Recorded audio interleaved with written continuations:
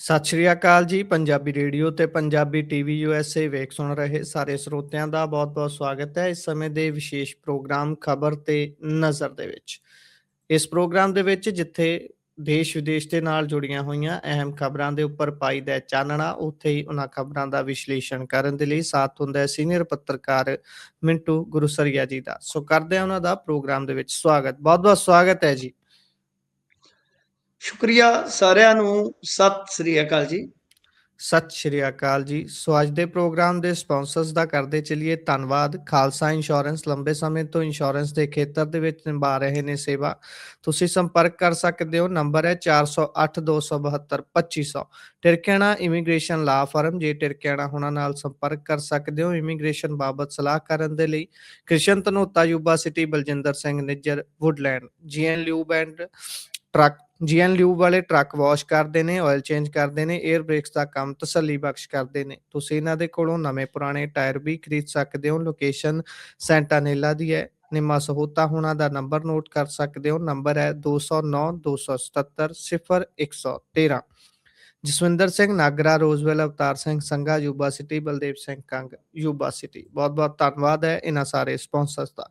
ਹੁਣ ਰੁਕ ਕਰਦੇ ਆ ਮਿੰਟੂ ਜੀ ਖਬਰਾਂ ਦਾ। ਸਭ ਤੋਂ ਪਹਿਲੀ ਖਬਰ ਤੇ ਜੇਕਰ ਆਈਏ ਤਾਂ ਲਾਰੈਂਸ ਬਿਸ਼ਨੋਈ ਦਾ ਭਾਈ ਅਨਮੋਲ ਬਿਸ਼ਨੋਈ, ਜਿਸ ਨੂੰ ਬੀਤੇ ਦਿਨੀ ਅਮਰੀਕਾ ਤੋਂ ਡਿਪੋਰਟ ਕੀਤਾ ਗਿਆ, ਭਾਰਤ ਲਿਆਂਦਾ ਗਿਆ ਤੇ ਇੱਥੇ ਆ ਕੇ ਸਭ ਤੋਂ ਪਹਿਲਾ ਸਵਾਲ ਜਿਹੜਾ ਵੱਡੇ ਪੱਧਰ ਤੇ ਖੜਾ ਹੋਇਆ ਕਿ ਕੀ ਭਾਈ ਇਹ ਵੀ ਜਿਸ ਤਰੀਕੇ ਦੇ ਨਾਲ ਲਾਰੈਂਸ ਬਿਸ਼ਨੋਈ ਹੈ, ਕਦੀ ਉਸ ਦੀ ਮਹਿੰਗੀ ਜੈਕਟ ਦੇ ਚਰਚੇ ਹੁੰਦੇ ਨੇ, ਕਦੀ ਜੇਲੋਂ ਅੰਦਰੋਂ ਇੰਟਰਵਿਊਜ਼ ਦੇ ਚਰਚੇ ਹੁੰਦੇ ਨੇ, ਕਿਤੇ ਇਹ ਵੀ ਉਸੇ ਸੁਰੱਖਿਅਤ ਮਾਹੌਲ 'ਚ ਤਾਂ ਨਹੀਂ ਰਹੂਗਾ।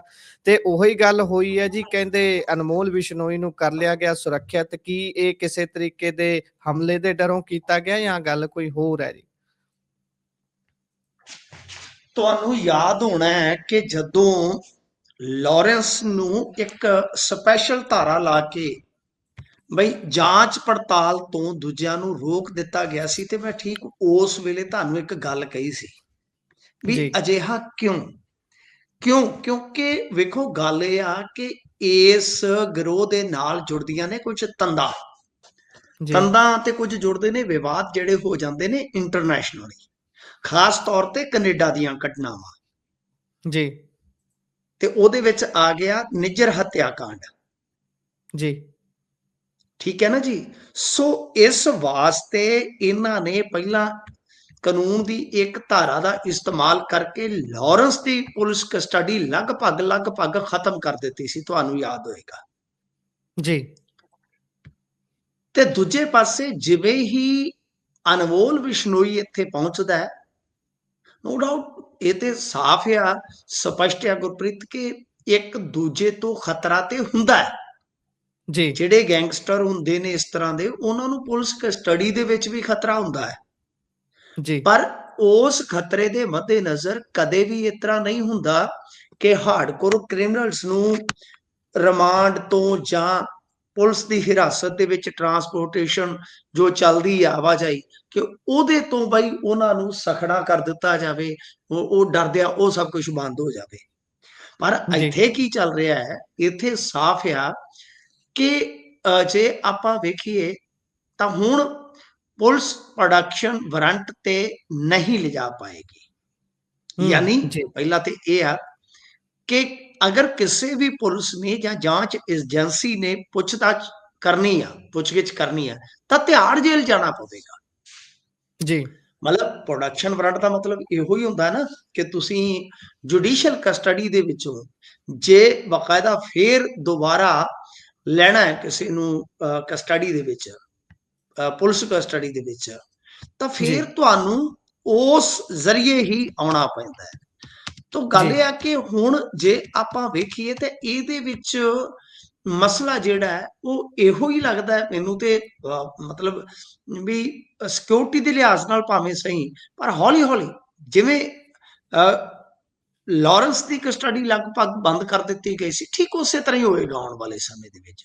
ਤਾਂ ਹਾਲ ਫਿਲਹਾਲ ਸਿਕਿਉਰਿਟੀ ਕਰਕੇ ਕਿਹਾ ਗਿਆ ਕਿ ਇਹਨੂੰ ਲਾਰੈਂਸ ਦੇ ਭਰਾ ਨੂੰ ਬਈ ਇੱਕ ਥਾਂ ਤੋਂ ਦੂਜੇ ਥਾਂ ਤੇ ਨਹੀਂ ਖੜਿਆ ਜਾ ਸਕਦਾ, ਪਰ ਐਂਡ ਤੇ ਮੈਨੂੰ ਲੱਗਦਾ ਕਿ ਉਹਦਾ ਇੱਕ ਉਹੀ ਕਾਰਨ ਜਿਹੜਾ ਨਾ ਨਜ਼ਰ ਆਉਂਦਾ ਹੈ, ਚਾਹੇ ਉਹਦੇ ਵਿੱਚ ਤਰੀਕਾਕਾਰੀ ਕੁਝ ਵੀ ਹੋਵੇ ਕਿਤੋਂ ਵੀ ਰਾਹਤ ਮਿਲੀ ਹੋਵੇ, ਕਿਤੋਂ ਵੀ ਆਰਡਰ ਹੋਣ, ਪਰ ਮੇਰਾ ਇਹਦੇ ਚ ਮੰਨਣਾ ਸਾਫ਼ ਆ। ਕਿਉਂਕਿ ਬਹੁਤ ਸਾਰੇ ਰਾਜ ਕੌਮਾਂਤਰੀ ਪੱਧਰ ਤੇ, ਕੂਟਨੀਤਿਕ ਪੱਧਰ ਤੇ ਇਦਾਂ ਦੇ ਆ ਜਿਹੜੇ ਕਿਤੇ ਪਬਲਿਕਲੀ ਨਾ ਆ ਜਾਣ ਡੋਮੇਨ ਦੇ ਵਿੱਚ। ਉਹਨਾਂ ਚੀਜ਼ਾਂ ਦਾ ਭੈ ਹੈ। ਖਾਸ ਤੌਰ ਤੇ ਜਿਵੇਂ ਤੁਸੀਂ ਦੇਖੋਗੇ, ਮੰਨ ਲਓ ਕੋਈ ਰਿਮਾਂਡ ਤੇ ਲੈ ਆਉਂਦਾ ਥਾਣੇਦਾਰ, ਆਮ ਇੱਥੇ ਪੰਜਾਬੀ ਕੋਈ ਥਾਣੇਦਾਰ ਲੈ ਆਵੇ, ਤੇ ਜੀ। ਮਤਲਬ ਕਿ ਹੁੰਦਾ ਤਾਂ ਬੰਦਾ ਹੀ ਹੁੰਦਾ ਹੈ ਨਾ, ਹੱਡ ਮਾਸ ਦਾ ਪੁਤਲਾ ਹੀ ਹੈ। ਹੂੰ। ਤੇ ਅਗਲਾ ਚੱਡੇ ਖਿੱਚੇ, ਸਾਰਾ ਕੁਝ ਤੁਹਾਨੂੰ ਪਤਾ ਹੀ ਆ, ਫਿਰ ਮੁੜ ਕੇ ਕਹਾਣੀ ਜੀ, ਕਿੱਧਰ ਨੂੰ ਜਾਂਦੀ ਹੈ। ਤੋ ਇਸ ਜੀ, ਕਰਕੇ ਹੁਣੇ ਖਬਰੇ ਜਿਹੜੀ ਬ੍ਰੇਕ ਹੋਈ ਆ, ਮੈਨੂੰ ਇਉਂ ਹੀ ਲੱਗਦਾ ਕਿ ਆਉਣ ਵਾਲੇ ਸਮੇਂ ਦੇ ਵਿੱਚ ਇਹ ਜਿਹੜੀ ਪੁਲਿਸ ਹਿਰਾਸਤ ਦੇ ਵਿੱਚ ਪੁੱਛਗਿੱਛ ਹੋਏਗੀ ਅਨਮੋਲ ਦੀ, ਤਾਂ ਉਹ ਸਿਰਫ ਤੇ ਸਿਰਫ ਕਹਿ ਲਓ ਤਿਹਾੜ ਜੇਲ੍ਹ ਦੇ ਵਿੱਚ ਹੋਏਗੀ। ਵੱਡੀ ਰਾਹਤ ਇਹਦੇ ਵਾਸਤੇ ਕਹਿ ਲਓ ਇਹੋ ਹੀ ਆ। ਇਹਨੂੰ ਅਨਮੋਲ ਨੂੰ ਤੁਹਾਨੂੰ ਯਾਦ ਹੀ ਹੋਣਾ, ਅਮਰੀਕਾ ਤੋਂ ਡਿਪੋਰਟ ਕੀਤਾ ਗਿਆ ਸੀ ਤੇ ਉਸ ਤੋਂ ਬਾਅਦ NIA ਨੇ ਹਿਰਾਸਤ ਦੇ ਵਿੱਚ ਲਿਆ, ਕਿਉਂਕਿ ਕਈ ਸਟੇਟਾਂ 'ਚ ਇਹਨਾਂ ਤੇ ਮੁਕੱਦਮੇ ਆ। ਤੇ ਇਸ ਜੀ। ਕਰਕੇ ਮਤਲਬ ਇਹ ਜੇ ਰਿਮਾਂਡ ਤੇ ਤੁਰਨ ਤਾਂ ਬਹੁਤ ਲੰਮਾ ਸਮਾਂ ਇਦਾਂ ਦੇ ਰਿਮਾਂਡ ਤੁਰਦੇ ਰਹਿੰਦੇ ਹੁੰਦੇ ਨੇ। ਪਰ ਜੀ। ਬਹਰਹਾਲ ਇੱਕ ਵੱਡੀ ਰੋਕ ਜਿਹੜੀ ਆ ਹੁਣੇ ਖਬਰ ਦੇ ਮੁਤਾਬਕ ਲੱਗ ਗਈ ਆ। ਤੇ ਹੂੰ। ਬਾਕੀ ਬਈ ਕੋਰਟ ਨੇ ਜਾਂ ਕਿਵੇਂ ਜਿਵੇਂ ਵੀ ਹੋਇਆ, ਉਹਦੇ ਤੇ ਆਪਾਂ ਕਿਤੇ ਗੱਲ ਫਿਰ ਤਫਸੀਲ ਨਾਲ ਕਰਾਂਗੇ, ਕਿਉਂਕਿ ਡਿਟੇਲ ਆਰਡਰ ਜਾਂ ਜਿਹੜਾ ਜੋ ਵੀ ਹੋਇਆ ਉਹਦਾ ਆਪਣੇ ਕੋਲ ਕੁਝ ਨਹੀਂ। ਇੱਕ ਖਬਰ, ਬ੍ਰੇਕਿੰਗ ਖਬਰ ਹੈ ਹਾਲ ਫਿਲਹਾਲ। ਤੁਹਾਡੇ ਕੋਲ ਕੋਈ ਹੋਰ ਜਾਣਕਾਰੀ ਹੈ ਤਾਂ ਤੁਸੀਂ ਐਡੀਸ਼ਨ ਕਰ ਸਕਦੇ।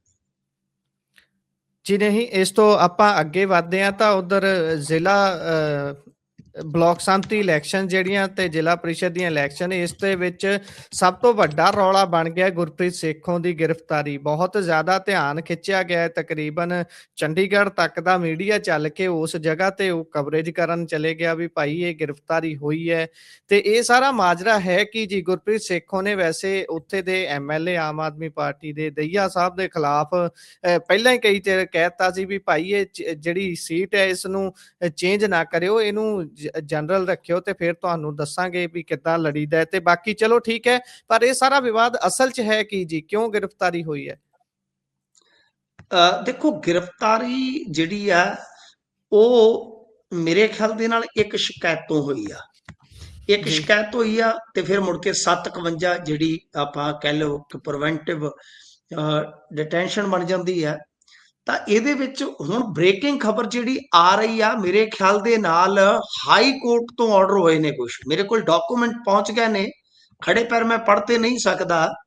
ਤਾਂ ਜੀ, ਮੇਰੇ ਖਿਆਲ ਦੇ ਨਾਲ ਹੈਬੀਅਸ ਕਾਰਪਸ ਪਈ ਸੀਗੀ। ਹੈਬੀਅਸ ਕਾਰਪਸ ਦਾ ਮਤਲਬ ਤੁਹਾਨੂੰ ਸ਼ਾਇਦ ਪਤਾ ਹੀ ਹੋਏਗਾ ਕਿ ਮੈਂ ਪੜ੍ਹ ਵੀ ਦਿੰਦਾ। Gurpreet Sekhon released on habeas filed in honourable high court by Shiromani Akali Dal.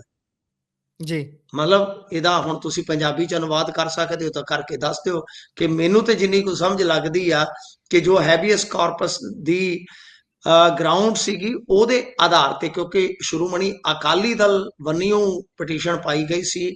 ਉਹਨਾਂ ਦੇ ਜਿਹੜੇ ਸਪੋਕਸ ਪਰਸਨ ਆ ਤੇ ਲੀਗਲ ਜਿਹੜੇ ਉਹਨਾਂ ਦੇ ਹੈਗੇ ਨੇ ਸੈੱਲ ਦੇ ਹੈਡ ਸਪੋਕਸ ਪਰਸਨ ਕਲੇਰ ਸਾਹਿਬ, ਜੀ। ਉਹਨਾਂ ਨੇ ਇਹ ਜਾਣਕਾਰੀ ਜਿਹੜੀ ਆ ਉਹ ਦਿੱਤੀ ਆ ਤੇ ਡਾਕੂਮੈਂਟ ਵੀ ਮੇਰੇ ਕੋਲ ਆਏ ਨੇ। ਤਾਂ ਇਹ ਇੱਕ ਵੱਡੀ ਖਬਰ ਹੋ ਸਕਦੀ ਹੈ ਇਸ ਵੇਲੇ ਦੀ। ਤਾਂ ਹੈਬੀਅਸ ਹੂੰ। ਕਾਰਪਸ ਦੇ ਗਰਾਊਂਡ ਤੇ ਮੇਰੇ ਖਿਆਲ ਦੇ ਨਾਲ ਹਾਈ ਕੋਰਟ ਤੋਂ ਜਿਹੜੀ ਆ ਉਹ ਰਾਹਤ ਮਿਲ ਗਈ ਆ। ਤਾਂ ਖੈਰ ਇਹਦੇ ਤੇ ਆਪਾਂ ਫਿਰ ਜਾਣੇ ਆ। ਹਾਲ ਫਿਲਹਾਲ ਜੇ ਆਪਾਂ ਦੇਖੀਏ ਤਾਂ ਇਸ ਮਾਮਲੇ ਤੋਂ ਇਲਾਵਾ ਜੀ। ਸਭ ਤੋਂ ਪਹਿਲੀ ਗੱਲ ਜਿਹੜੀ ਹੈ ਉਹ ਆਪਾਂ ਨੂੰ ਇਹ ਵੇਖਣ ਦੀ ਜ਼ਰੂਰਤ ਹੈ ਕਿ ਇਹ ਲੋੜ ਕਿਉਂ ਪਈ। ਹੁਣ ਜੇ ਲੋੜ ਪਈ ਆ ਤਾਂ ਬਈ ਇਹਦੇ ਗਰਾਊਂਡਸ ਜਿਹੜੇ ਨੇ ਉਹ ਕੀ ਨੇ। ਸ਼ਿਕਾਇਤ ਇੱਕ ਹੁੰਦੀ ਆ, ਗੁਰਪ੍ਰੀਤ ਸੇਖੋਂ ਨੂੰ ਹਿਰਾਸਤ ਦੇ ਵਿੱਚ ਲਿਆ ਜਾਂਦਾ ਹੈ। ਗੁਰਪ੍ਰੀਤ ਸੇਖੋਂ ਪਹਿਲਾਂ ਹੀ ਖਦਸ਼ਾ ਜ਼ਾਹਰ ਕਰਦਾ ਹੈ ਕਿ ਜੀ ਏਦਾਂ ਹੋ ਸਕਦਾ ਹੈ ਜੀ, ਮੈਨੂੰ ਫੜ ਲੈਣ। ਫਿਰ ਉਸ ਤੋਂ ਬਾਅਦ ਇਹ ਖਬਰ ਆ ਜਾਂਦੀ ਹੈ ਜੀ ਕਿ ਗੁਰਪ੍ਰੀਤ ਸੇਖੋਂ ਨੂੰ ਹਿਰਾਸਤ 'ਚ ਲੈ ਲਿਆ ਗਿਆ। ਪੁਲਿਸ ਪੁਸ਼ਟੀ ਕਰ ਦਿੰਦੀ ਆ ਕਿ ਇਹਦੇ ਖਿਲਾਫ ਬਈ ਸ਼ਿਕਾਇਤ ਆਈ ਸੀ ਕਿ ਮਾਹੌਲ ਖਰਾਬ ਕਰੇਗਾ। 157 ਦੇ ਤਹਿਤ ਭਾਈ ਇਹਨੂੰ ਹਿਰਾਸਤ ਦੇ ਵਿੱਚ ਲੈ ਲਿਆ ਗਿਆ ਹੈ। ਖੈਰ ਉਸ ਤੋਂ ਬਾਅਦ ਅੱਜ ਦਿਨ ਭਰ ਇਹ ਖਬਰ ਵੱਡੀ ਖਬਰ ਬਣੀ ਰਹੀ ਤੇ ਇੱਕ ਥਾਂ ਤੇ ਸੜਕ ਵੀ ਬਲੌਕ ਕੀਤੀ ਗਈ ਜਿਹਦੇ ਵਿੱਚ ਅਕਾਲੀ ਦਲ ਬਾਦਲ ਦੇ ਵੀ ਕਾਰਕੁਨ ਸ਼ਾਮਲ ਹੋਏ। ਕਾਬਲੇ ਗੌਰ ਹੈ ਨਾ ਕਿ ਜੀ। ਅਕਾਲੀ ਦਲ ਬਾਦਲ ਉੱਥੇ ਗੁਰਪ੍ਰੀਤ ਸੇਖੋਂ ਨੂੰ ਸਪੋਰਟ ਕਰ ਰਿਹਾ ਹੈ। ਤੇ ਜੀ ਇਹ ਇੱਕ ਵੱਖਰੇ ਤਰ੍ਹਾਂ ਦਾ ਪ੍ਰਯੋਗ ਹੈ ਕੰਚਨਪ੍ਰੀਤ ਜਾਂ ਬੀਬੀ ਰੰਧਾਵਾ ਦੇ ਮਾਮਲੇ ਤੋਂ ਬਾਅਦ, ਕਿ ਇਸ ਤਰ੍ਹਾਂ ਦੇ ਬੰਦੇ, ਖੜਕੇ ਦੜਕੇ ਵਾਲੇ ਬੰਦੇ ਜਿਹੜੇ ਆ ਉਹ ਖੜੇ ਕੀਤੇ ਜਾ ਰਹੇ ਆ। ਤਾਂ ਜੀ ਯਾਨੀ ਲੋਕ ਹੁਣ ਤੋਂ ਹੀ ਕਹਿੰਦੇ ਕਿ ਬੀਬੀ ਕੰਚਨਪ੍ਰੀਤ ਅਤੇ ਗੁਰਪ੍ਰੀਤ ਸੇਖੋਂ ਨੈਕਸਟ ਸੀਐਮ ਨੇ, ਅਕਾਲੀ ਦਲ ਬਾਦ ਨਹੀਂ ਸੌਰੀ ਐਮਐਲਏ ਨੇ ਜੀ 2027 ਦੇ। ਤਾਂ ਕਹਿਣ ਦਾ ਮਤਲਬ ਇਹ ਆ ਕਿ ਅਕਾਲੀ ਦਲ ਬਾਦਲ ਦੀ ਵੀ ਸਪੋਰਟ ਆ, ਗੁਰਪ੍ਰੀਤ ਸੇਖੋਂ ਦਾ ਆਪਦਾ ਵੀ ਹੋਲਡ ਆ। ਤੇ ਇਹ ਇੱਕ ਮੈਨੂੰ ਲੱਗਦਾ ਕਿ ਪੰਜਾਬ ਦੇ ਵਿੱਚ ਵਾਹਿਦ ਇਲਾਕਾ ਹੈ ਮੇਰੀ ਨਜ਼ਰ ਦੇ ਵਿੱਚ, ਜਿੱਥੇ ਸੱਤਾਧਾਰੀ ਧਿਰ ਅੱਗੇ ਅੱਗੇ ਆ ਤੇ ਕੋਈ ਇੱਕ ਬੰਦਾ ਜਿਹੜਾ ਜੀ ਕਿ ਸਾਬਕਾ ਗੈਂਗਸਟਰ ਕਹਿ ਸਕਦੇ ਆਪਾਂ, ਵੈਸੇ ਉਹ ਪਿਛੋਕੜ ਕਿਸੇ ਦਾ ਜਿਹੜਾ ਨਹੀਂ ਫੋਲਣਾ ਚਾਹੀਦਾ, ਮੇਰਾ ਮੰਨਣਾ ਹੈ ਕਿ ਮਤਲਬ ਇਸ ਤਰ੍ਹਾਂ ਦਾ ਬੰਦਾ ਜਿਹੜਾ ਕੈਦ ਕੱਟ ਕੇ ਆਇਆ, ਚਲੋ ਇਹ ਸ਼ਬਦ ਆਪਾਂ ਇਸਤੇਮਾਲ ਕਰ ਲਈਏ, ਕਿ ਉਹ ਪਿੱਛੇ ਪਿੱਛੇ ਆ। ਜੀ ਇੱਥੇ ਪਹਿਲਾ ਤੁਸੀਂ ਇਲਾਕਾ ਵੇਖੋਗੇ ਜਿੱਥੇ ਸੱਤਾ ਬੇਵਸ ਨਜ਼ਰ ਆਉਂਦੀ ਆ। ਕਿਉਂ? ਜੀ ਕਿਉਂਕਿ ਇੱਕ ਤੇ ਉਮੀਦਵਾਰ ਦੇ ਕਾਗਜ਼ ਹੀ ਨਹੀਂ ਸੀ ਇਹਨਾਂ ਨੇ ਭਰਨ ਦਿੱਤੇ ਉੱਥੇ। ਜੀ ਤਾਂ ਦੋ ਬੀਬੀਆਂ ਨੇ ਸੇਖੋਂ ਦੀਆਂ, ਦੋਨੇ ਹੀ ਚੋਣ ਮੈਦਾਨ 'ਚ। ਇੰਟਰਸਟਿੰਗ ਇਹ ਵੀ ਆ।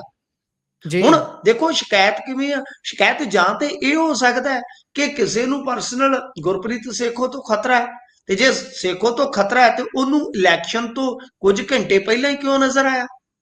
ਜੀ ਦੂਜੀ ਗੱਲ ਇਹ ਕਿ ਫਿਰ 751 ਹੀ ਕਿਉਂ? ਫਿਰ ਤਾਂ ਉਹਦੇ ਖਿਲਾਫ ਸਬੂਤ ਜੁਟਾ ਕੇ ਗੁਰਪ੍ਰੀਤ ਸੇਖੋਂ ਦੇ ਖਿਲਾਫ ਕਿ ਕਿਉਂ, ਕੀ ਧਮਕੀ ਆ, ਕੀ ਗੱਲ ਹੈ, ਤੇ ਉਹ ਸਾਰਾ ਕੁਝ ਦਰਜ ਹੋਣਾ ਚਾਹੀਦਾ। ਤੇ ਜੀ ਕੀ ਦੂਜੀ ਗੱਲ ਕਿ ਕੋਈ ਇਸ ਤਰ੍ਹਾਂ ਦਾ ਕੋਈ ਥ੍ਰੈਟ ਤੇ ਨਹੀਂ ਸੀ ਕਿ ਅਟੈਕ ਹੋ ਜਾਏਗਾ, ਕਿ ਪ੍ਰੀਵੈਂਟਿਵ ਡਿਟੈਂਸ਼ਨ ਜ਼ਰੂਰੀ ਸੀ, ਹਿਰਾਸਤ ਜ਼ਰੂਰੀ ਸੀ, ਪਰ ਪੁਲਿਸ ਨੇ ਉਸ ਗੱਲ ਤੋਂ ਤੇ ਇਨਕਾਰ ਕੀਤਾ। ਉਹ ਤਾਂ ਜੀ ਕਹਿੰਦੇ ਸ਼ਿਕਾਇਤ ਆਈ ਹੈ। ਪਰ ਜੀ ਜੀ ਮੈਨੂੰ ਅੰਦਰੂਨੀ ਜਾਣਕਾਰੀ ਇਹ ਮਿਲੀ ਆ ਕਿ ਇਹਦੇ ਤੇ ਅਟੈਕ ਦਾ ਵੀ ਖਦਸ਼ਾ ਸੀ। ਮੈਂ ਬਹੁਤੀ ਗੱਲ ਰਿਵੀਲ ਨਹੀਂ ਕਰੂੰਗਾ, ਕਿਸੇ ਦੀ ਸਿਕਿਉਰਿਟੀ ਨਾਲ ਜੁੜਿਆ ਮਸਲਾ ਹੈ। ਤਾਂ ਜੀ ਗੁਰਪ੍ਰੀਤ ਸੇਖੋਂ ਤੇ ਅਟੈਕ ਦੀ ਪਲੈਨਿੰਗ ਵੀ ਚੱਲ ਰਹੀ ਸੀ, ਅਜਿਹੀ ਮੇਰੀ ਜਾਣਕਾਰੀ ਹੈ। ਤਾਂ ਪਹਿਲਾਂ ਜੀ ਮੈਨੂੰ ਇਹ ਲੱਗਿਆ ਕਿ ਭਾਈ ਹੋ ਸਕਦਾ ਹੈ ਕਿ ਉਸੇ ਦੇ ਚੱਲਦਿਆਂ ਹੋਵੇ, ਬਟ ਬਾਅਦ ਦੇ ਵਿੱਚ ਪੁਲਿਸ ਨੇ ਜਿਹੜਾ ਅਧਿਕਾਰਤ ਵਰਜ਼ਨ ਦਿੱਤਾ ਹੈ, ਉਹਦੇ 'ਚ ਉਹਨਾਂ ਨੇ ਕਿਹਾ ਕਿ ਨਹੀਂ, ਇਹ ਅਸੀਂ ਮਤਲਬ ਕਿ ਕਿਸੇ ਦੀ ਸ਼ਿਕਾਇਤ ਤੇ ਕਾਰਵਾਈ ਕੀਤੀ ਆ। ਤਾਂ ਫਿਲਹਾਲ ਜੀ ਗੁਰਪ੍ਰੀਤ ਸੇਖੋਂ ਦੀ ਸਥਿਤੀ ਹੋਰ ਵੀ ਮਜ਼ਬੂਤ ਹੋ ਗਈ ਆ। ਮੈਨੂੰ ਲੱਗਦਾ ਉਹਦੇ ਦੋਨੇ ਟੱਬਰ ਜਿਹੜੇ ਆ ਉਹ ਜਿੱਤ ਜਾਣਗੇ, ਦੋਨੇ ਜੀ ਹੀ ਪਤਨੀਆਂ ਜਿੱਤ ਜਾਣਗੀਆਂ, ਜਿਹੋ ਜੀ ਹਾਲਤ ਬਣੀ ਪਈ ਆ। ਤਾਂ ਖੈਰ, ਮੈਂ ਤੁਹਾਨੂੰ ਡਾਕੂਮੈਂਟ ਭੇਜ ਦਿੱਤੇ ਆ, ਤੁਸੀਂ ਉਹਦੇ ਤੇ ਝਾਤ ਜ਼ਰੂਰ ਮਾਰੀ ਹੋਏਗੀ, ਤੇ ਜੇ ਕੁਝ ਤੁਸੀਂ ਐਡ ਕਰਨਾ ਚਾਹੁੰਦੇ ਤੇ ਜ਼ਰੂਰ ਕਰੋ। ਜੀ, ਉਸ ਨੂੰ ਮੈਂ ਦੇਖ ਰਿਹਾ ਸੀ ਕਿ ਇਹਨਾਂ ਦੀ ਮਾਤਾ ਜੀ ਵੱਲੋਂ ਇਸ ਨੂੰ ਅੱਗੇ ਵਧਾਇਆ ਗਿਆ, ਕੁਲਬੀਰ ਕੌਰ ਸੇਖੋਂ ਦੇ ਵੱਲੋਂ। ਤੇ ਇਹ ਸਾਰੀ ਗੱਲਬਾਤ ਜਿਹੜੀ ਹੈ ਤੁਸੀਂ ਵੈਸੇ ਕਰ ਹੀ ਦਿੱਤੀ ਹੈ ਕੰਕਲੂਡ ਉਸ ਨੂੰ, ਤੇ ਇਸ ਨੂੰ ਜਲਦੀ ਬੌਂਡ ਭਰ ਕੇ ਤੇ ਛੱਡਣ ਦੀ ਸਾਰੀ ਗੱਲਬਾਤ ਇਸ ਦੇ ਵਿੱਚ ਲਿਖੀ ਹੋਈ ਹੈ। ਤੇ ਇਸ ਤੋਂ ਅੱਗੇ ਹੁਣ ਦੇਖਦੇ ਹਾਂ ਬਣਦਾ ਕੀ। ਵੈਸੇ ਇਹ ਵੱਡੀ ਚੋਣਾਂ ਵੱਡੀ ਨੂੰ ਵੀ ਅਪਡੇਸ਼ਨ ਹੈ, ਇਹਨੂੰ ਆਪਾਂ ਬ੍ਰੇਕਿੰਗ ਕਹਿ ਸਕਦੇ ਹਾਂ ਇਸ ਵੇਲੇ ਦੀ, ਗੁਰਪ੍ਰੀਤ, ਜੀ ਕਿ ਜੀ ਦੇਰ ਸ਼ਾਮ ਹਾਈ ਕੋਰਟ ਨੇ ਇਹਨਾਂ ਦੀ ਜਿਹੜੀ ਹਿਰਾਸਤ ਆ ਉਸ ਨੂੰ ਮਤਲਬ ਖਤਮ ਕਰਨ ਦਾ ਯਤਨ ਕੀਤਾ ਕਿ ਭਾਈ ਤੁਸੀਂ ਇਹਦਾ ਬੇਲ ਬੌਂਡ ਭਰਾ ਲਓ। ਹੁੰਦਾ ਕੀ ਆ, ਮੈਂ ਜੀ ਤੁਹਾਨੂੰ ਥੋੜਾ ਜਿਹਾ ਟੈਕਨੀਕਲੀ ਇੱਥੇ ਦੱਸ ਦੇਣਾ। ਤੁਹਾਨੂੰ ਯਾਦ ਹੈ ਕੁਲਵੀਰ ਜੀਰੇ ਨਾਲ ਵੀ ਇਦਾਂ ਹੀ ਹੋਈ ਸੀ ਇੱਕ ਵਾਰੀ, ਯਾਦ ਜੀ ਹੈ ਨਾ? ਜੀ ਜੀ ਹਿਰਾਸਤ 'ਚ ਲੈ ਲਿਆ ਸੀ, 751 ਸੀ ਸ਼ਾਇਦ, ਤੇ ਰੋਪੜ ਕਈ ਦਿਨ ਲਵਾਤੇ ਸੀਗੇ ਜੀ ਐਸਡੀਐਮ ਨੇ। ਤਾਂ ਐਸਡੀਐਮ ਕੀ ਹੁੰਦਾ ਹੈ? ਕਿ ਅਫਸਰਸ਼ਾਹੀ ਦਾ ਹਿੱਸਾ ਹੈ। ਜੀ ਤਾਂ ਪੋਲੀਟੀਕਲੀ ਆਪਾਂ ਨੂੰ ਪਤਾ ਹੈ ਕਿ ਅਫਸਰਸ਼ਾਹੀ ਨੂੰ ਹਦਾਇਤਾਂ ਹੋ ਜਾਂਦੀਆਂ ਨੇ ਕਿ ਤੁਸੀਂ ਪ੍ਰੀਵੈਂਟਿਵ ਡਿਟੈਂਸ਼ਨ ਜਿਹੜੀ ਹੈ ਜਾਂ ਹਿਰਾਸਤ ਜਿਹੜੀ ਕਸਟਡੀ ਹੈ ਜਿਹੜੀ, ਉਹ ਅੱਗੇ ਲੈ ਜਾਓ। ਜੀ ਤਾਂ 2-4 ਦਿਨ ਤੋਂ ਕਰੂਸ਼ਲ ਸਟੇਜ ਹੈ ਨਾ, ਇਲੈਕਸ਼ਨ ਨਿਕਲ ਜਾਏਗਾ। ਤਾਂ ਅਕਾਲੀ ਦਲ ਬਾਦਲ ਨੇ, ਤੁਸੀਂ ਇੱਕ ਗੱਲ ਤੇ ਮੰਨ ਗਏ ਨਾ ਕਿ ਇਹਨਾਂ ਜੀ ਦੀ ਲੀਗਲ ਟੀਮ ਦੇਖੋ, ਉਹਨਾਂ ਜੀ ਨੇ ਹਿਰਾਸਤ ਨੂੰ ਚੈਲੰਜ ਕੀਤਾ। ਹੈਬੀਅਸ ਕਾਰਪਸ ਤਾਂ ਪੈਂਦੀ ਹੈ ਨਾ ਕਿ ਜੀ ਕਿਸੇ ਦੀ ਹਿਰਾਸਤ ਇਲੀਗਲ ਹੈ। ਤਾਂ ਉਹਨਾਂ ਨੇ ਲਿਖਿਆ ਕੋਰਟ ਨੇ ਇਲੀਗਲ ਡਿਟੈਂਸ਼ਨ ਹੈ। ਹਾਂ ਜੀ, ਤਾਂ ਜੀ ਕੰਸੀਡਰ ਕੀਤਾ ਉਸ ਚੀਜ਼ ਨੂੰ ਕਿ ਹਾਂ ਭਾਈ 751 ਦੇ ਤਹਿਤ ਇਹ ਹਿਰਾਸਤ ਬਣਦੀ ਨਹੀਂ। ਮਤਲਬ ਕਿ ਜੇ ਕਲੰਦਰਾ ਭਰ ਦਿੱਤਾ ਹੈ ਤਾਂ ਐਸਡੀਐਮ ਜ਼ਮਾਨਤ ਲੈ ਲਵੇ। ਪਰ ਮੈਂ ਤੁਹਾਨੂੰ ਕਹਿਣਾ ਕਿ ਐਸਡੀਐਮ ਜ਼ਮਾਨਤ ਲੈ ਵੀ ਸਕਦਾ ਤੇ ਲਮਕਾ ਵੀ ਸਕਦਾ। ਸੋ ਉਹਨਾਂ ਨੇ ਜਲਦੀ ਜਲਦੀ ਮੂਵ ਆਨ ਕੀਤਾ ਹਾਈ ਕੋਰਟ ਦੇ ਵਿੱਚ। ਹਾਈ ਕੋਰਟ ਨੇ ਰਾਹਤ ਦੇ ਦਿੱਤੀ। ਵੱਡੀ ਖਬਰ ਦੇ ਰਹੇ ਹਾਂ ਤੇ ਵੱਡੀ ਖਬਰ ਆਪਾਂ ਵੀ ਜਿਹੜੀ ਹੈ ਉਹ ਲੈ ਕੇ ਆਏ। ਤਾਂ ਬਹੁਤ ਜੀ ਬਹੁਤ ਮੈਂ ਕਹੂੰਗਾ ਕਿ ਤਾਜ਼ਾ ਖਬਰ ਹੈ ਕਿ ਗੁਰਪ੍ਰੀਤ ਸੇਖੋਂ ਦੇ ਮਾਮਲੇ ਦੇ ਵਿੱਚ ਇਹ ਅਪਡੇਸ਼ਨ ਆ ਗਈ ਹੈ। ਜੀ ਕਰੋ ਗੱਲ। ਇਹ ਕੁਲਬੀਰ ਕੌਰ ਸੇਖੋਂ ਹੋਣਾ ਵੱਲੋਂ ਇਹ ਪਟੀਸ਼ਨ ਅੱਗੇ ਵਧਾਉਣ ਦਾ ਇੱਕ ਹੋਰ ਖਾਸ ਜ਼ਰੀਆ ਇਹ 'ਚ 3 ਨੰਬਰ ਨੁਕਤਾ ਲਿਖਿਆ ਹੋਇਆ ਵੀ ਕੁਲਬੀਰ ਕੌਰ ਸੇਖੋਂ ਹੋਣੀ ਪਹਿਲਾਂ ਵੀ ਇਹ ਸ਼ਿਕਾਇਤ ਦਿੱਤੀ ਸੀ ਵੀ ਭਾਈ ਮੈਨੂੰ ਏਰੀਏ ਦੇ ਐਮਐਲਏ ਤੋਂ ਖਤਰਾ ਹੈ। ਇਹ ਵੀ ਚੀਜ਼ਾਂ ਵਿੱਚ ਜੁੜ ਜਾਂਦੀਆਂ ਨੇ, ਹੋਰ ਮਜ਼ਬੂਤ ਕਰਦੀਆਂ ਨੇ ਕੇਸ ਨੂੰ, ਫਿਰ ਵੀ ਇਹ ਆਪਸੀ ਰੰਜਿਸ਼ ਦਾ ਮਾਮਲਾ ਹੈ ਕਿਤੇ ਏਰੀਏ ਦੇ। ਨਹੀਂ ਦੇਖੋ, ਇਹਨਾਂ ਦਾ ਪਹਿਲਾਂ ਹੀ ਚੱਲਦਾ ਪਿਆ ਸੀਗਾ ਤਲਖ, ਜੀ ਜਾਂ ਕਹਿ ਲਓ ਕਿ ਥੋੜੀ ਟੱਸਲ ਚੱਲਦੀ ਸੀ ਐਮਐਲਏ ਸਾਹਿਬ ਦੇ ਨਾਲ, ਫਿਰ ਉਹ ਸੱਤਾਧਾਰੀ ਧਿਰ ਨਾਲ ਹੈ, ਕੋਡ ਆਫ ਕੰਡਕਟ ਲੱਗਾ ਹੈ, ਜੀ ਤੇ ਸੇਖੋਂ ਦੀਆਂ ਦੋਨੇ ਬੀਬੀਆਂ ਚੋਣ ਮੈਦਾਨ 'ਚ ਹੈ, ਤਾਂ ਹਾਈ ਕੋਰਟ ਬਹੁਤ ਸਾਰੀਆਂ ਚੀਜ਼ਾਂ ਨੂੰ ਫਿਰ ਦੇਖਦਾ ਹੈ ਨਾ। ਤੇ ਚੋਣ ਕਮਿਸ਼ਨ ਤਾਂ ਪਹਿਲਾਂ ਹੀ ਘਿਰਿਆ ਪਿਆ, ਪੁਲਿਸ ਜੀ ਪਹਿਲਾਂ ਹੀ ਘਿਰੀ ਪਈ ਹੈ ਨਾ। ਆਡੀਓ ਦੇ ਮਾਮਲੇ 'ਚ, ਰਵਜੋਤ ਗਰੇਵਾਲ ਦੇ ਮਾਮਲੇ ਦੇ ਵਿੱਚ ਤੁਹਾਨੂੰ ਪਤਾ ਹੀ ਹੈ। ਸੋ ਇਸ ਜੀ ਵਾਸਤੇ ਜੀ ਮੇਰੇ ਖਿਆਲ ਦੇ ਨਾਲ ਹਾਈ ਕੋਰਟ ਨੇ ਸਾਰੀਆਂ ਚੀਜ਼ਾਂ ਦੇ ਮੱਦੇਨਜ਼ਰ ਇਸ ਮਾਮਲੇ ਨੂੰ ਸੁਣ ਕੇ, ਮੈਰਿਟ ਤੇ ਸੁਣ ਕੇ, ਇਹ ਤੁਰੰਤ ਫੈਸਲਾ ਲਿਆ ਕਿ ਰਿਹਾਈ ਕਰ ਦਿੱਤੀ ਜਾਣੀ ਚਾਹੀਦੀ। ਜੀ। ਇਸ ਤੋਂ ਅੱਗੇ ਵਧਦੇ ਹਾਂ ਹੁਣ। ਉਧਰ ਕਹਿੰਦੇ ਗੋਆ ਦੇ ਵਿੱਚ ਹੋਟਲ ਤਿਆਰ ਕਰੇਗੀ ਪੰਜਾਬ ਸਰਕਾਰ। ਇਹ ਕੀ ਇਹ ਪੰਜਾਬ ਦੇ ਲਈ ਕੋਈ ਸੁਖਾਵੀਂ ਖਬਰ ਹੈ ਜੀ? ਪੰਜਾਬ ਉੱਥੋਂ ਪੈਸੇ ਕਮਾਊਗਾ ਜਾਂ ਕੋਈ ਗੱਲ ਹੋਰ ਹੈ ਜੀ? ਨਹੀਂ ਜੀ, ਪੰਜਾਬ ਪੈਸੇ ਕਮਾ ਸਕਦਾ ਤੇ ਉਹਦੇ ਤੇ ਤਾਂ ਫਿਰ ਕਸੀਨੋ ਹੀ ਖੋਲ ਦਈਏ। ਮੈਂ ਤਾਂ ਕਹਿੰਦਾ ਤਗੜੇ ਹੋ ਕੇ। ਇੱਕ ਵਾਰੀ ਤੁਹਾਨੂੰ ਪਤਾ ਕੈਪਟਨ ਕਹਿੰਦੇ ਸੀ ਕਸੀਨੋ ਖੋਲਣੇ ਆ, ਤੇ ਜੀ ਉਦੋਂ ਗੂਗਲ ਤੇ ਹੁੰਦਾ ਨਹੀਂ ਸੀ, ਲੋਕ ਸੱਥਾਂ 'ਚ ਪੁੱਛਦੇ ਸੀ ਯਾਰ ਇਹ ਕਸੀਨੋ ਕੀ ਹੁੰਦੇ ਆ। ਕੈਸੀਨੋ ਤਾਂ ਕਹਿੰਦੇ ਸੀ, ਕਸੀਨੋ ਕੀ ਹੁੰਦੇ ਆ। ਤਾਂ ਹੌਲੀ ਜੀ ਹੌਲੀ ਮਤਲਬ ਕਿ ਲੋਕਾਂ ਨੂੰ ਪਤਾ ਲੱਗਾ ਕਿ ਆਹ ਕੁਝ ਹੁੰਦਾ ਹੈ। ਵੇਖੋ ਗੁਰਪ੍ਰੀਤ, ਇਹਦੇ 'ਚ ਦੋਏ ਚੀਜ਼ਾਂ ਨੇ। ਹਾਂ, ਪੈਸਾ ਆਉਣ ਦੀ ਸੰਭਾਵਨਾ ਹੈ। ਆਪਣਾ ਉੱਥੇ ਇੱਕ ਨਾ ਇਮਾਰਤ ਪਈ ਆ ਸੋਹਣੀ, ਉਹਦਾ ਨਾਂ ਹੈ ਸੋਹਣੀ ਹਾਲੀਡੇ ਇਨ। ਜੀ ਤੇ ਇਹ ਜਿਹੜੀ ਇਮਾਰਤ ਆ ਬੰਦ ਪਈ ਆ, ਮੇਰੇ ਕੋਲ ਫੋਟੋ ਵੀ ਹੈ ਇਹਦੀ। ਤੇ ਜੀ ਇਹਨੂੰ ਹੁਣ 5 ਤਾਰਾ ਸਹੂਲਤਾਂ ਦੇ ਨਾਲ ਲੈਸ ਕਰਨ ਦੀ ਤਿਆਰੀ ਸ਼ੁਰੂ ਕੀਤੀ ਗਈ ਆ। ਉਹਦੇ ਵਾਸਤੇ ਇੱਕ ਕੰਪਨੀ ਜਿਹੜੀ ਆ ਉਹਨੂੰ ਬਣਾਇਆ ਜਾਏਗਾ, ਯਾਨੀ ਪ੍ਰਾਈਵੇਟ ਪਲੇਅਰ ਨੂੰ ਪਾਰਟਨਰ ਬਣਾ ਲਿਆ ਜਾਏਗਾ। ਜੀ ਠੀਕ ਹੈ ਜੀ। ਸੋਹਣੀ ਹਾਲੀਡੇ ਇਨ ਦੀ ਜੇ ਤੁਸੀਂ ਜ਼ਮੀਨ ਦੀ ਗੱਲ ਕਰੋਗੇ ਤੇ 453 ਕਿ 54 ਵਰਗ ਮੀਟਰ ਹੈ, ਤੇ ਇਹਦੇ ਵਿੱਚ 20 ਕਮਰਿਆਂ ਦੇ ਨਾਲ ਡਾਈਨਿੰਗ ਏਰੀਆ ਵੀ ਸ਼ਾਮਲ ਹੈ। ਮਤਲਬ ਕਿ ਇਮਾਰਤ ਤੇ ਬਣੀ ਪਈ ਆ, ਜੀ ਤੇ ਉਹਦੇ ਨਾਲ ਉਹਨਾਂ ਨੇ ਫੈਸਿਲਿਟੇਟ ਕਰ ਦੇਣਾ ਇਸ ਨੂੰ। ਉਹਨਾਂ ਨੇ ਹੂੰ ਮਤਲਬ ਕਿ ਜਿਹੜੀ ਕੰਪਨੀ ਆ, ਉਹਨਾਂ ਨੇ ਆ ਕੇ ਸਾਜੋ ਸਮਾਨ ਸਜਾ ਦੇਣਾ ਤੇ ਲਓ ਹੋਟਲ ਤਿਆਰ ਆ। ਹੁਣ ਜੀ ਤੁਸੀਂ ਕੀ ਲਾਓਗੇ? ਤੁਹਾਨੂੰ ਯਾਦ ਹੈ 8 ਕਿੱਲੇ ਆਪਣੀ ਜ਼ਮੀਨ ਵੀ ਪਈ ਆ ਉੱਥੇ ਗੁਰਪ੍ਰੀਤ, ਕਿਤੇ ਜੀ ਜਾਓ ਤੇ ਗੇੜਾ ਗੂੜਾ ਮਾਰ ਆਇਆ। ਉੱਥੇ ਬੀਚ ਤੇ ਜੀ ਆਪਣੀ 8 ਕਿੱਲੇ ਜ਼ਮੀਨ ਪਈ ਆ। ਹੁਣ ਤੁਸੀਂ ਇਹ ਨਾ ਜੀ ਪੁੱਛੋ ਵੀ ਤੁਹਾਡੀ ਆ, ਮੇਰੀ ਹੁੰਦੀ ਤੇ ਮੈਂ ਤੁਹਾਡੇ ਨਾਲ ਪ੍ਰੋਗਰਾਮ ਥੋੜੀ ਕਰਨੇ ਸੀ। ਮੈਂ ਉੱਥੇ ਕਲੱਬ ਖੋਲ ਕੇ ਬੈਠਾ ਹੁੰਦਾ। ਜੀ ਲੂਥਰਾ ਬ੍ਰਦਰਸ ਜਿਵੇਂ ਇਲੀਗਲ ਚਲਾਈ ਜਾਂਦੇ, ਮੈਂ ਲੀਗਲ ਚਲਾ ਲੈਂਦਾ। ਅਰੇ ਜੀ ਸਰ, ਆਪਣੀ ਸਾਰਿਆਂ ਦੀ ਪਈ ਆ ਉੱਥੇ 8 ਕਿੱਲੇ ਜ਼ਮੀਨ। ਯਾਦ ਹੈ ਹੂੰ ਤੁਹਾਨੂੰ ਕਾਂਗਰਸ ਜੀ ਸਰਕਾਰ ਵੇਲੇ ਚੰਨੀ ਸਾਹਿਬ ਦਾ ਰੌਲਾ ਪੈ ਗਿਆ ਕਿ 8 ਕਿੱਲੇ ਜਿਹੜੀ ਜ਼ਮੀਨ ਸੀ ਉਹ ਇਹਨਾਂ ਨੂੰ ਪਤਾ ਹੀ ਨਹੀਂ ਸੀ। ਜਿਵੇਂ ਹੁਣ ਅਚਾਨਕ ਜੀ ਮੈਂ ਤੁਹਾਨੂੰ ਫੋਨ ਤੇ ਕਹਾਂ ਕਿ ਗੁਰਪ੍ਰੀਤ ਤੁਹਾਡੀ ਸਾਡੇ ਪਿੰਡ ਇੱਥੇ ਮਰਬਾ ਜ਼ਮੀਨ ਦਾ ਪਿਆ, ਤੇ ਤੁਸੀਂ ਤਾਂ ਮੈਨੂੰ ਲੱਗਦਾ ਕਿ ਲਾਈਵ ਦੇ ਵਿੱਚ ਹੀ ਉਛਲ ਪਾਓਗੇ ਵੀ ਆਹ ਹਾ ਹਾ ਤਾਂ ਨਜ਼ਾਰਾ ਆ ਗਿਆ, ਸਾਡੀ ਨਿਕਲ ਆਈ ਹੈ ਪਹਿਲੀ। ਤੋ ਏਦਾਂ ਜੀ ਚੰਨੀ ਸਾਹਿਬ ਹੋਰਾਂ ਦੇ ਤਾਂ ਉਥੇ ਕਹਿ ਲੋ ਕਿ ਬਾਈ ਹਾਸੇ ਨਾ ਰੁਕਣ ਨੂੰ। ਨਾ ਕਿਆ ਗੱਲ ਕਰਤੀ ਯਾਰ, ਸਾਡੀ ਜੀ 8 ਕਿੱਲੇ ਬੀਚ ਤੇ ਪਈ ਹੈ। ਉਹਨਾਂ ਕਿਹਾ ਜੀ ਹਾਂਜੀ, ਪ੍ਰਾਈਵੇਟ ਕੰਪਨੀ ਹੈ। ਉਹ ਕਹਿੰਦੇ ਚਲੋ ਕੋਈ ਨਹੀਂ, ਤੁਸੀਂ ਦੱਸ ਪਾਈਏ, ਤੁਸੀਂ ਦੱਸੋ ਕੀ ਦੇਣਾ। ਉਹਨਾਂ ਨੇ 8 ਕਿੱਲੇ ਪ੍ਰਤੀ ਕਿੱਲਾ 1 ਲੱਖ ਰੁਪਈਆ ਲੀਜ਼ ਤੇ ਦੇਤੀ। ਆਪਣੇ ਇੱਥੇ ਕੱਦੂ ਚੰਗੇ ਹੁੰਦੇ ਹੋਣ ਨਾ ਕਿੱਲੇ 'ਚ, ਭਿੰਡੀਆਂ ਚੰਗੀਆਂ ਜੀ ਹੁੰਦੀਆਂ ਹੋਣ, ਉਹ ਕੱਦੂ ਭਿੰਡੀਆਂ ਵਾਲੇ ਕਿੱਲੇ ਦਾ ਹੀ ਠੇਕਾ ਲੱਖ ਰੁਪਈਆ। ਇਹਨਾਂ ਨੇ ਬੀਚ ਵਾਲੀ ਦਾ ਲੱਖ ਰੁਪਈਏ 'ਚ ਵੱਟਤਾ ਕੰਮ ਸੌਦਾ। ਤੇ ਇਹਨੂੰ ਵੇਚ ਕੇ ਪਕੌੜੇ ਛਕ ਜਾਣਗੇ। ਨਹੀਂ, ਨੰਗ ਨਾਲ ਯਾਰੀ ਨਾ ਕਰੀ। ਤੇ ਗੱਲ ਤਾਂ ਉਹ ਇੱਥੇ ਵਾਲਾ ਇਦਾਂ ਦੀ ਹੋਈ। ਇੱਥੇ ਵਾਲਾ ਉਹ ਇੱਥੇ ਵਾਲਾ ਹਿਸਾਬ ਰੱਖ ਕੇ ਚੱਲੀ ਗਏ ਨਾ ਭਾਈ, ਇੱਥੇ ਲੱਖ ਹਾਂਜੀ, ਚੱਲਦਾ ਉਹਨਾਂ ਨੇ ਚੱਲ ਆਖਿਆ ਵੀ ਆਪਾਂ ਉੱਥੇ ਵੀ। ਹਾਂਜੀ ਹਾਂ, ਵੀ ਗੋਆ ਦੇ ਵਿੱਚ ਕਿਹੜਾ ਉੱਥੇ ਕਸਤੂਰੀ ਉਗਦੀ ਆ ਵੀ ਤਾਂ ਚੱਕ ਦਿਓ ਕੰਮ। ਉਹ ਤਾਂ ਬਾਅਦ ਚ ਪਤਾ ਲੱਗਿਆ, ਰੌਲਾ ਪੈ ਗਿਆ ਵੀ ਕਮਾਲ ਦੀ ਗੱਲ ਹੈ 8 ਕਿੱਲੇ ਪੈਲੀ ਉੱਥੇ ਬੀਚ ਤੇ ਪਈ ਆ ਯਾਰ। ਪਰ ਉਹ ਜੀ ਗੋਆ ਸਰਕਾਰ ਨੇ ਰਿਜ਼ਰਵ ਕੀਤੀ ਹੋਈ ਆ ਕਿ ਉਹਦੇ ਚ ਝੋਨਾ ਜਾਂ ਬਾਗ ਹੀ ਲਾਇਆ ਜਾ ਸਕਦਾ। ਪਰ ਉਹ ਕੰਪਨੀ ਕਹਿੰਦੀ ਕੋਈ ਨਹੀਂ, ਆਪਾਂ ਚਲਾ ਦਿਆਂਗੇ ਜਿਵੇਂ ਲੂਥਰੇ ਹੋਰਾਂ ਨੇ ਚਲਾ ਰੱਖਿਆ ਸੀ। ਤਾਂ ਖੈਰ ਉੱਥੇ ਰੌਲਾ ਪਿਆ ਕਾਫੀ। ਪਰ ਇਹਦੇ ਵਿੱਚ ਠੀਕ ਆ ਕਿ ਜਿਹੜੀ ਪ੍ਰਾਈਵੇਟ ਕੰਪਨੀ ਆਏਗੀ ਉਹ ਮੁਨਾਫਾ ਲੈ ਕੇ ਜਾਏਗੀ, ਕੁਝ ਸ਼ੇਅਰ ਇਹਨਾਂ ਨਾਲ ਕਰ ਲਏਗੀ ਮੁਨਾਫਾ। ਪਰ ਅਸਲ ਦੇ ਵਿੱਚ ਜੀ ਇੱਕ ਦੂਜਾ ਮੰਤਵ ਵੀ ਆ ਕਿ ਇਹ ਜਿਹੜਾ ਸੌਦਾ ਕਰ ਰਹੇ ਨੇ ਉਹਦੇ ਵਿੱਚ ਜਿਹੜੇ ਲੀਡਰ ਨੇ, ਮਤਲਬ ਐਮਐਲਏ ਐਮਪੀ, ਉਹਨਾਂ ਵਾਸਤੇ ਖਾਸ ਉੱਥੇ ਰਿਜ਼ਰਵੇਸ਼ਨ ਕੀਤੀ ਜਾ ਰਹੀ ਆ ਜੀ ਕਿ ਬਈ ਹੁਣ ਹੋਟਲ ਤਾਂ ਲਗਭਗ ਉਹ ਤਿਆਰ ਹੀ ਆ। ਸਮਝੋ ਕੰਪਨੀ ਨੇ ਉੱਥੇ ਆਪਦਾ ਜੋ ਵੀ ਸਹੂਲਤਾਂ ਦੇਣੀਆਂ 5 ਤਾਰਾ ਦੇ ਮੁਤਾਬਕ ਉਹ ਦੇ ਕੇ ਤੇ ਚਲੋ ਡਨ ਹੋ ਗਿਆ। ਤੇ ਇਹਦੇ ਜੀ ਵਿੱਚ ਕੀ ਆ ਕਿ ਮੁਨਾਫਾ ਆਪਾਂ ਨੂੰ ਆਵੇ ਨਾ ਆਵੇ, ਕੇਜਰੀਵਾਲ ਸਾਹਿਬ ਉੱਥੇ ਪੰਚਾਇਤੀ ਚੋਣ ਲੜਨ ਗਏ ਨੇ, ਜੀ ਫਰਜ਼ ਕਰੋ ਇਹ ਤਿਆਰ ਹੁੰਦਾ ਤੇ ਕੇਜਰੀਵਾਲ ਸਾਹਿਬ ਨੂੰ ਇੱਧਰ ਉੱਧਰ ਰਹਿਣ ਦੀ ਲੋੜ ਨਹੀਂ ਸੀ, ਕਿਤੇ ਮੱਛਰ ਚ ਮਰਨ ਦੀ ਲੋੜ ਨਹੀਂ ਸੀ, ਮੱਖੀ ਕਿਤੇ ਦਿਸਣੀ ਨਹੀਂ ਸੀ, ਉੱਥੇ ਆਪਣੇ ਉੱਥੇ ਜਾ ਕੇ ਠਹਿਰਦੇ, ਕੀ ਜੀ ਲੋੜ ਸੀ। ਤੇ ਇਸ ਕਰਕੇ ਠਾਰ ਵੀ ਬਣ ਸਕਦੀ ਆ। ਸੌਦਾ ਦਿਲ ਦੇਣਾ ਤੇ ਦਿਲ ਮੰਗਣਾ ਸੌਦਾ ਇੱਕੋ ਜਿਹਾ, ਸੌਦਾ ਇੱਕੋ ਜਿਹਾ ਹੀ ਆ। ਕਮਾਈ ਜੀ ਵੀ ਆ ਸਕਦੀ ਆ ਤੇ ਆਪਣੇ ਵੀ ਉੱਥੇ ਤੁਹਾਨੂੰ ਪਤਾ ਜੇ ਕੋਈ ਲੀਡਰ ਛੋਟੀ ਉਮਰ ਦਾ ਉਹ ਆਪਦੀ ਗਰਲਫ੍ਰੈਂਡ ਨਾਲ ਜਾ ਸਕਦਾ, ਜੇ ਕੋਈ ਜੀ ਵੱਡੀ ਉਮਰ ਦਾ ਹੈ ਕਬੀਲਦਾਰ ਆਪਣੇ ਵਾਂਗੂ ਉਹ ਆਪਦੇ ਟੱਬਰ ਨਾਲ ਜਾ ਸਕਦਾ।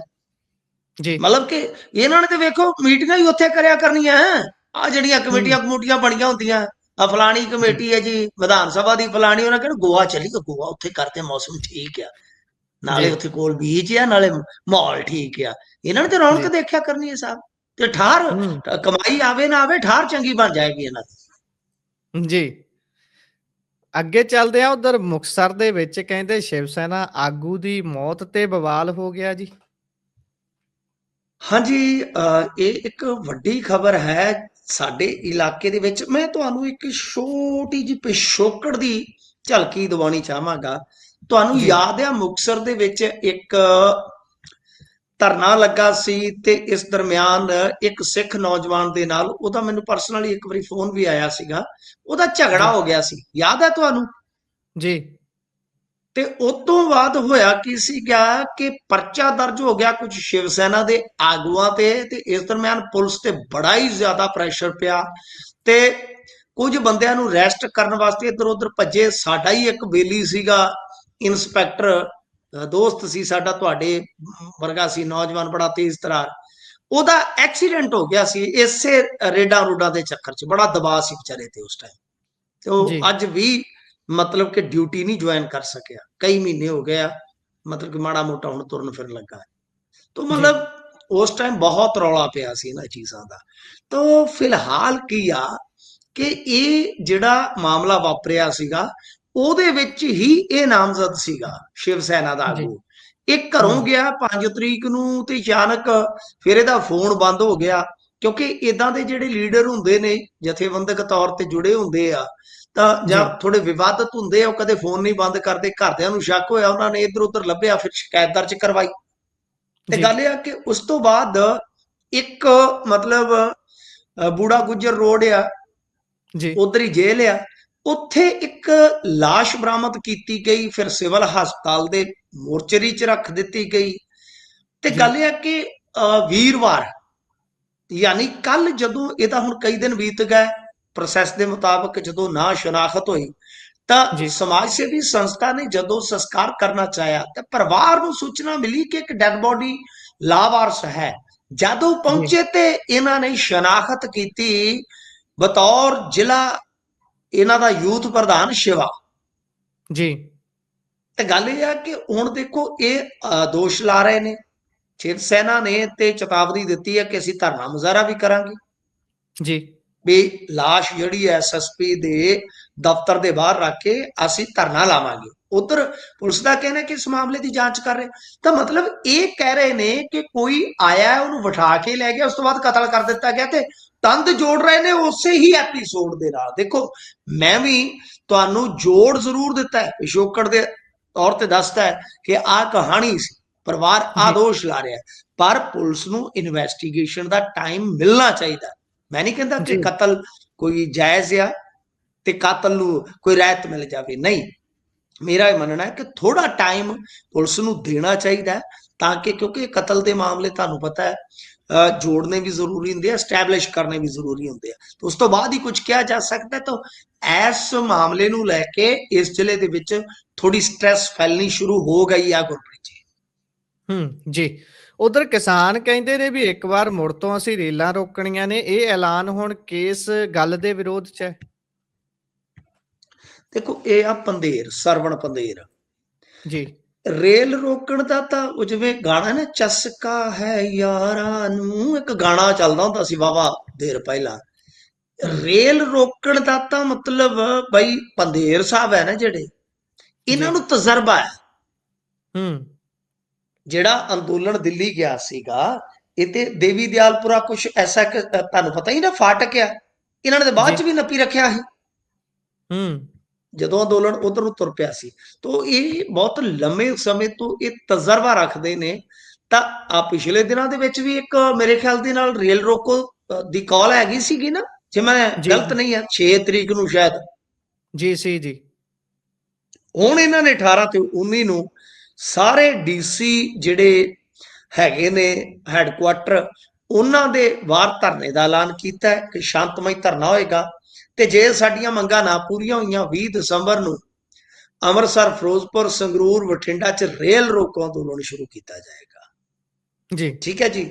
ਤਾਂ ਗੱਲ ਇਹ ਆ, ਕਹਿੰਦੇ ਕਿ ਅਸੀਂ ਮੰਗ ਪੱਤਰ ਦਿੱਤਾ ਸਰਕਾਰ ਨੂੰ, ਸਰਕਾਰ ਚਾਹੁੰਦੀ ਹੈ ਕਿ ਅਸੀਂ ਮਤਲਬ ਕਿ ਬਈ ਗੱਲਬਾਤ ਜਿਹੜੀ ਹੈ ਉਹ ਨਾ ਕਰੀਏ। ਤੇ ਹੁਣ ਅਸੀਂ ਕੀ ਕਰੀਏ ਵੀ ਇਸ ਚੀਜ਼ ਨੂੰ ਤੁਸੀਂ ਰੋਕ ਸਕਦੇ ਤੇ ਰੋਕੋ।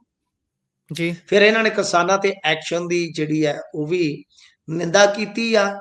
ਮੇਨ ਜਿਹੜੀ ਆ ਉਹ ਮੰਗ ਇਹਨਾਂ ਦੀ ਹੈਗੀ ਆ ਕਿ ਸ਼ੰਭੂ ਬਾਰਡਰ ਤੇ ਹੋਏ ਨੁਕਸਾਨ ਤੇ ਚੋਰੀ ਦਾ ਇੱਕ ਤੇ 3,77,948 ਰੁਪਏ ਦਾ ਮੁਆਵਜ਼ਾ ਦਿਓ।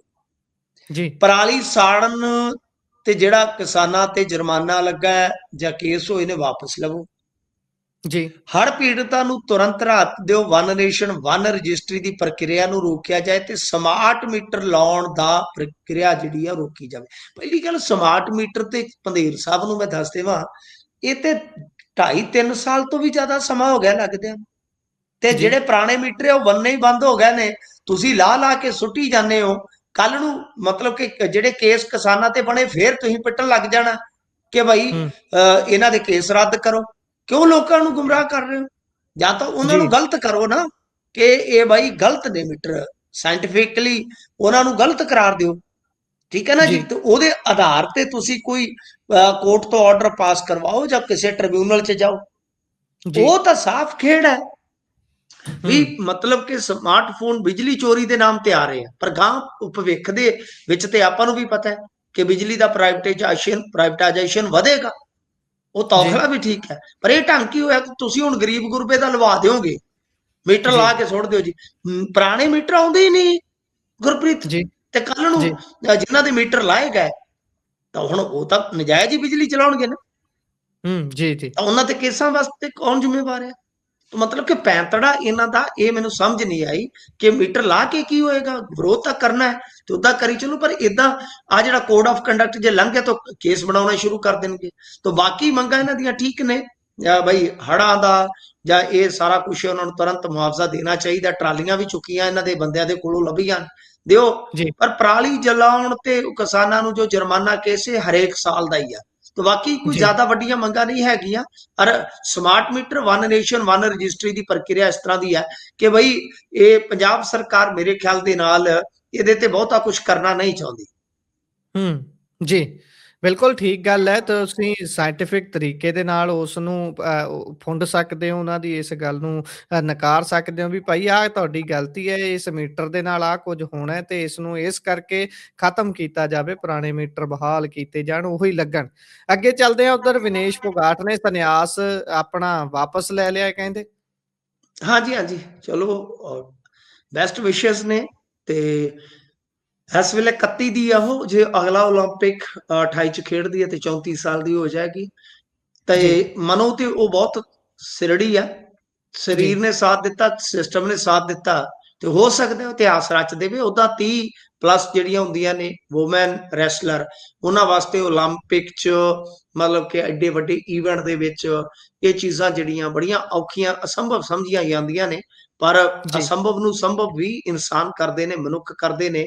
ਅਮਰੀਕਾ ਦੇ ਵਿੱਚ ਇੱਕ ਬੱਚਾ ਜੰਮਿਆ ਸੀ, ਐਂਥਨੀ ਸ਼ਾਇਦ ਰੋਬਲਟਸ ਉਹਦਾ ਨਾਮ ਸੀਗਾ। ਮੈਂ ਜੀ, ਪੋਸਟ ਵੀ ਪਾਈ ਸੀ ਉਹਦੇ ਤੇ। ਤਾਂ ਉਹ ਜਿਹੜਾ ਐਂਥਨੀ ਸੀਗਾ ਉਹ ਬਾਏ ਬਰਥ ਇੱਕ ਲੱਤ ਵਾਲਾ ਸੀ।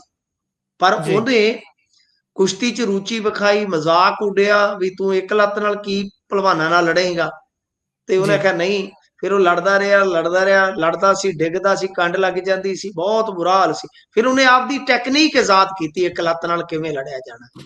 ਤਾਂ ਜੀ, ਬਹੁਤ ਸਾਰੇ ਅਮਰੀਕੀਆਂ ਨੂੰ ਪਤਾ ਹੋਏਗਾ ਕਿ ਐਂਥਨੀ ਰੋਬਲਟਸ ਨੇ ਫਿਰ 2011 ਚ 125 ਕਿਲੋ ਭਾਰ ਵਰਗ ਦੇ ਵਿੱਚ NCAA ਨੈਸ਼ਨਲ ਕੁਸ਼ਤੀ ਚੈਂਪੀਅਨਸ਼ਿਪ ਜਿੱਤ ਲਈ ਸੀ। ਤੇ ਦੁਨੀਆ ਨੂੰ ਜੀ, ਹੈਰਾਨ ਕਰ ਦਿੱਤਾ ਸੀਗਾ। ਸੋ ਇਹ ਰੈਸਲਿੰਗ ਜਗਤ ਦੇ ਵਿੱਚ ਸੰਭਵ ਨੂੰ ਲੋਕ ਸੰਭਵ ਕਰਦੇ ਆਏ ਨੇ। ਤੋ ਜੀ। ਖੈਰ ਵਿਨੇਸ਼ ਤੇ ਮੈਨੂੰ ਬੜਾ ਭਰੋਸਾ ਹੈ, ਪਰ ਸਿਸਟਮ ਸਾਥ ਦੇਵੇਗਾ ਤਦ ਹੀ ਗੱਲ ਬਣੇਗੀ। ਜੀ। ਸੋ ਵੇਖਦੇ ਹਾਂ ਬਣਦਾ ਕੀ ਹੈ। ਇਸੇ ਦੇ ਨਾਲ ਪ੍ਰੋਗਰਾਮ ਦਾ ਸਮਾਂ ਇੱਥੇ ਹੀ ਸਮਾਪਤ ਹੁੰਦਾ ਹੈ। ਤੁਸੀਂ ਜੁੜੇ, ਜਾਣਕਾਰੀਆਂ ਸਾਂਝੀਆਂ ਕੀਤੀਆਂ, ਧੰਨਵਾਦ।